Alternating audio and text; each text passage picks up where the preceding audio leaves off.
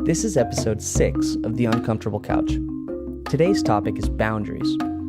In this episode, we discuss the polarized problems that can come with boundaries, either not having strong enough boundaries and getting walked all over, or having boundaries too firm, which leads to isolation. We also talk about what our boundaries say about ourselves and what we think about ourselves. Lastly, we talk about how to have healthy boundaries. Let's go now to our conversation. Today on The Uncomfortable Couch, we're going to be talking about boundaries. The reason why I want to talk about boundaries is because, experientially speaking, I have had times in my life where I felt like I haven't had healthy boundaries, and usually that's led to one of two things. One, it's led to me being trampled all over, and then later I end up resenting that person. Let's say at work, if my boss is asking me to do a lot of things that I don't really feel like I should have to be doing, I found if I don't have healthy boundaries with that person, I end up doing the thing anyway, trying to do them a favor, whatever, and then later resenting that person, and that leads to almost like self-loathing as well as me talking crap about that person when they're not around and resenting them. Or I found maybe I've set the boundaries too hard with people in an attempt to protect myself, and that's resulted in me feeling kind of like I've been a jerk to that person, and then walking away feeling like, man, I was disingenuous with them. Like I tried so hard to put my foot down that I ended up hurting them or coming across too strong, and that's not true to myself. So can you paint for us a picture of someone who has unhealthy boundaries, and then could you paint us a picture of someone who has healthy boundaries? Yeah, unhealthy boundaries, they show up in one of two ways typically. You can have unhealthy boundaries in that your boundaries are too loose, too diffuse, too like a fence with too many holes in the fence. Or you can have boundaries that are too rigid, that a picket fence will do, and you've got barbed wire and sniper towers and a moat when that's unnecessary. In either case, if you think about like a person with boundaries that aren't strong enough, that's a person who takes on more than they should, a person who would prefer to keep something or someone's influence, someone's presence even, out of their life, or at least more distant than they have, to maintain a sense of their own self better, to say, this is me and I need to know where I stop and you begin. And a person without that, they are often in relationships, and often you'll find this in families, where the entire family is what we call enmeshed, where they don't have appropriate boundaries between each other, and they have a difficult time knowing where my own personal space, my own personal self, where that stops and where yours begins. So in a family, you'll see this in families that like they never use the doors in their house. Someone changing clothes or getting dressed is not a thing. Anybody can walk in at any time. Their emotions, the emotions of each member of the family are kind of everyone's. Often in the sense of, if one of us is upset, we're all upset. We all feel it because we're all so tightly enmeshed together, where our sense of self is collective instead of individual. So you can have boundaries where you don't have enough individual. There's not enough individual and there's too much collective. You're too much a part of the group. When the group is going one direction, you are with them regardless of whether you want to or not. Or you can have boundaries in the opposite, where your boundaries are so rigid that you can't let anyone in. You can't connect with people. You can't allow for input. We call this rigidity, like a rigid family system.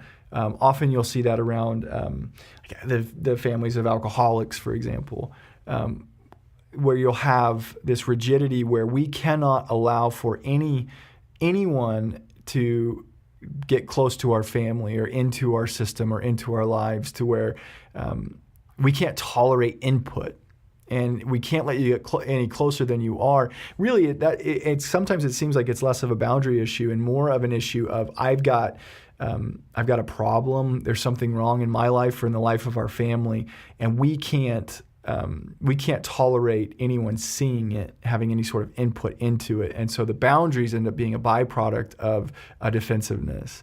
a demand to stay separate. Both of them are problems in and of their own right. If your boundaries aren't strong enough, even just personally, this is the person that I remember growing up in college and having like the party house of sorts, and there were always people there, always, and wanting to have. So there were times where I just wanted to have some personal space, some quiet time, and like the phone would start ringing, and then people would start knocking on the door, and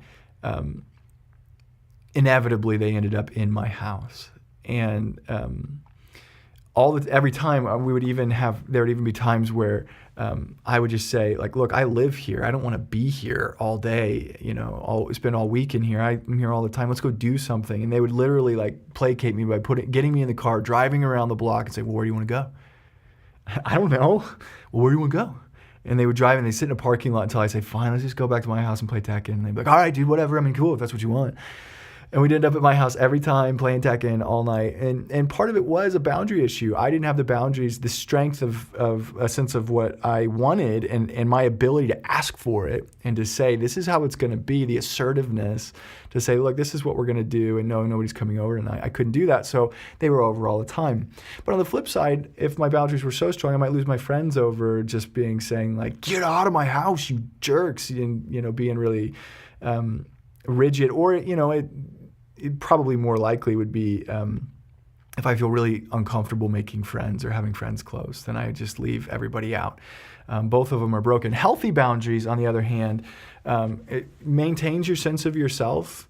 It maintains your sense of what you need and what you want, and they're not so strong as to shut out input and feedback, to shut out influence from a group or I work with a lot of families who will take this stance of the world is bad, the influence from the schools and from media and from the culture is corrosive and corrupting, and so we're going to live on a farm and we're going to homeschool and we're going to have no internet access, and we're going to really heavily monitor our kids' friends, and we're going to have to approve of essentially everything.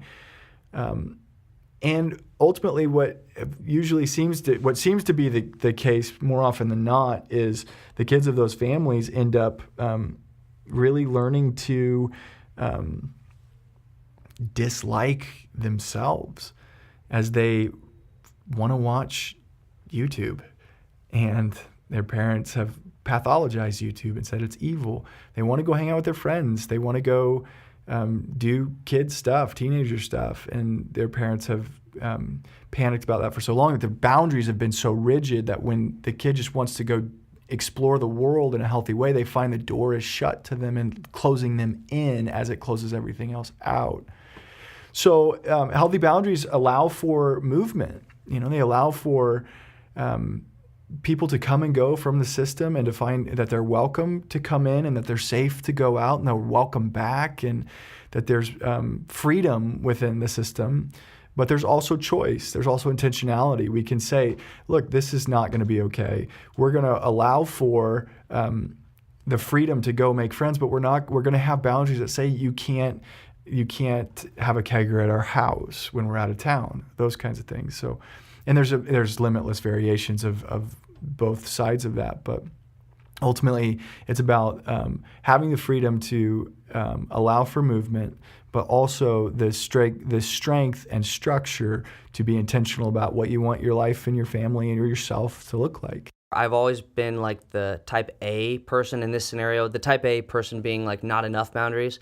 I've always kind of wanted to be more type B, I remember when I was living in Lithuania, and there was this guy, and he was the typical jock stud guy, got all the girls, whatever, and big athletic dude, and he was like the exact opposite of me. So I was always agreeable and, oh yeah, let's do it. Oh sure, if you want to stay in my room, I mean, I kind of want to sleep, but yeah, no, that's fine, you got whatever.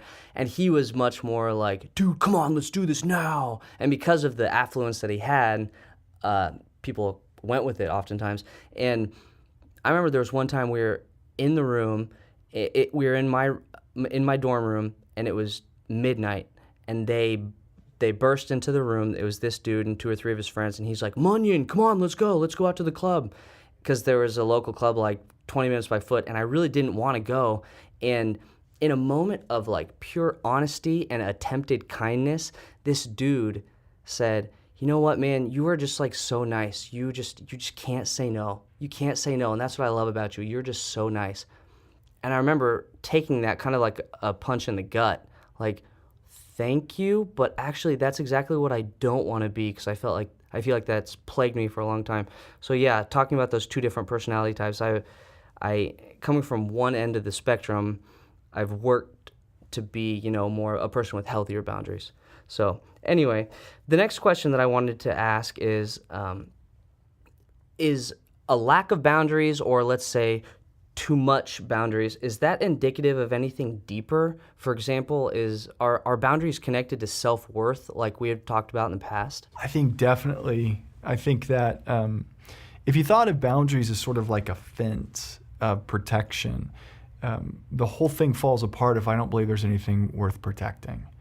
If I don't believe that there's value in myself, why does it matter? If you're more important than me and you burst into the room, I have no right to say no. There's no reason why I should ever expect to be able to get what I want out of this. You're more important than me. I think that valuing yourself is at the core of, I think it's at the core of healthy boundaries.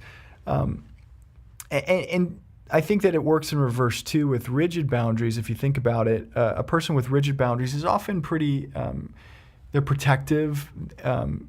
You could say that they're valuing, whatever it is, the family secret or whatever. But at the same time, they're not taking very good care of themselves. They're not ultimately really giving their family or themselves what they really need. They're not trusting themselves. They're not trusting that come what may, they'll be able to figure it out and they'll be able to handle it. And that often the family needs input, or that you need input. When you don't value yourself, it makes it really hard to take care of yourself on either direction. So yes, I think the answer to that question is absolutely. If in order to have good boundaries, just where I often start with my clients that are really lacking boundaries, is helping them to see. It's really amazing to look at somebody and to sort of like, almost with a grin, say, you're allowed to do that, right? You're allowed to say no. You have a voice. You have, your voice carries with it weight. If you say it, that counts and that matters. And if people want to make that into something else, that's their issue. If they want to make it about how you're lame or you're stupid or you're a jerk about it, that's really their own issue. That has more to do with their expectations than it has to do with what you're doing when you look out for yourself, when you look out for what you need. I think a lot of it, too, has to do with that continuum of passive-aggressive, assertive, and aggressive. I think that you'll often see people with poor self-worth struggling with that, a poor sense of themselves, struggling with either side of it, maybe becoming too aggressive as a means of compensating and attacking to drive people off of, away from them, or becoming really passive and just believing that nobody would ever listen to them. Why would they ever expect that, or have any right to expect that? I think healthy boundaries are maintained with assertiveness. Say what you need. Say what you think, what you believe, what you want, without aggressiveness, without passive aggressiveness, and without passivity. You enter the ring, you stand up for yourself, and you do what you got to do. It's so much harder to do that when you don't think you're worth anything. It's so much harder to do that when you're really struggling with a sense of yourself that when you have anxiety about yourself, when you're worried that you're not, that you don't measure up, that you're insufficient. At that point, think about it like this too. If I don't have a strong sense of myself, if I have anxiety about my worth, when someone comes and says to me, dude, you're coming to the club with us, it's like they're offering me something that I can't turn that down. If they say, you're coming to the club with us, and I'm at my core not even sure I'm likable, yet these people are telling me they like me, I've got to go do it. It's to say no to that and to tell those people, I just don't feel like it, and to risk that they might not ever ask me again. They might think that I'm an idiot. They might not like me anymore. They might not like the way that I do this. I might do it in a way that's too rigid or I'm scared that I'll be too aggressive maybe, or I'll come across as too aggressive.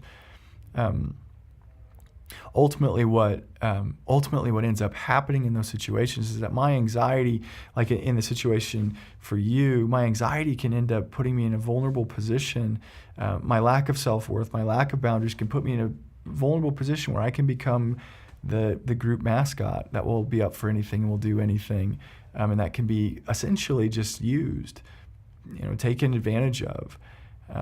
And it takes good boundaries to be able, and good self-worth to be able to say, no, I'm not going to let that happen. I'm going to stand up for myself. I'm going to take care of me, because I'm the only one that will really probably do that. Nobody else is going to really do that for me anymore. So I need to be able to step up to the plate and say, this is what I need, and I'm going to go ahead and do that. So someone comes to you, and again, let's say they're type A, like we've been talking about, and they're the type of person who doesn't have sufficient boundaries, and they err on the side of being walked on. Mm-hmm. What advice do you give to them? It's kind of obviously, it would be impossible to say to someone, well, just have better self-worth. Right. Like, you're worth more than that, and connect that logical thought to your heart, and then people will start treating you the way you deserve, Yeah, and that's a really good question. I think that it kind of goes to the heart of what I typically try to do in counseling in general, which is when they experience something like that, I'll ask them what it was like, and really ask them, and really, if they move off of it, I'll come back to it. So what was that like? How did you feel about it? Let them get there and let them feel it, and create the space for that, the safety to access the emotion at the core of my lack of boundaries. What I'm feeling when they burst in the room and say this. And then from there, I pay attention to that. I value it. In the room, present tense, I value their experience and what that was going on for them. And I treat it as if it counts, as if their voice in that place, the inner dialogue, the inner tug of war happening inside of them is like the most important part of that experience. That's the defining moment. That's what's on the line in that exchange. It really won't matter to the rest of them if you go to the club or not. It really won't matter. Like, there's not much at stake if you say yes or no. They might get upset with you a little bit. They might call you lame. They might tease you or whatever, but they're not going to be too broken up about it. But you are at that very moment faced with a line in the sand. What are you going to do? You don't want to go, and they really want you to go. And they're pushing you to go in a way that you don't feel like you can say no to. How are you going to handle that? I sometimes I think of it like a family of Joshes. There's the one Josh that's sort of the decision maker, who's kind of like at the head of this thing. And then there's the Josh that's sitting back on the couch, who's like, don't make me do it. Don't make me go. I really don't want to go. And I engage in the dialogue between the two of them, right? And become a part of that, and stand up for the Josh on the couch, and tell the Josh that is making the decisions, you can take care of him. He needs somebody to take care of him. He needs somebody to look out for him. And I know we're talking about one that's sort of there's a lot of laughter. It's kind of goofy. But sometimes those things are pretty serious. Sometimes you have a girlfriend whose boyfriend is pressuring her to have sex before she's ready. A young girl who doesn't know that she's allowed to say no to this. And there's a girl that's sitting on the couch that's saying, please don't make me do this. And there's another girl who's looking at her going, no one at school is going to like you. He's going to tell everybody. No one will ever want to date you. You're not good enough unless you do this. This is where your value is. This is what you offer people. You kind of have to do it. I connect with the girl who's sitting on the couch, who's sitting in the corner, who's crying, who's got her hair pulled in front of her face saying, please don't make me do this. I connect with her and tell her, I've got your back, and what you're going through is an important part of this process, maybe the most important part of this process. What's happening right here, because this is definitive. This will define you. This will affect the future trajectory of your life. This will affect how you view yourself. That is so much more important than who goes to the club, who gets laid, who has a girlfriend who's prude or has a girlfriend who will give it up. That stuff is inconsequential comparatively. But the middle Josh, the one who's making the decision, who feels like, yeah, I kind of got to just do it, doesn't always know that. He sort of feels like, and maybe there's a third Josh, maybe there's the other Josh who's just like, I really want people to like me. I really want people to like me. I really need this. I need this. I can't say no to this. And that Josh needs to be told some stuff too, right? Like you are valuable. You have worth beyond this. You have worth beyond what this demonstrates about you, beyond anything that will be any transaction that will happen here. And being able to have that Josh who is desperate to establish that he has value and that he has worth by going to the club, helping him to see, Josh, if you want to establish that you have value and you have worth, listen to the other one. Listen to the one that's on the couch and step up and take care of him. There's value in that. There's worth in that. There's strength in that you could never get by just going and giving in and going to the club. You're never getting there that way. That's just chasing. That will just continue to chase its own tail. You will go to the club that day and you'll never stop. You'll continue and you'll never feel any better. And so by helping all the Joshes to make peace and to connect, and by valuing each one of them and saying to the different sides of that experience, I'm with you in all of them and they all count. And if you listen to them and if you make peace with them and you follow them through, you can follow that through to boundaries and to self-care and to self-worth instead of chasing self-worth wherever you might be able to mine it through life. That concludes this episode of The Uncomfortable Couch. Join us next time when Ben and I discuss anger and why it is a unique secondary emotion. I'm your host, Josh Munyon, thanking you for joining us here on The Uncomfortable Couch. We'll see you next time.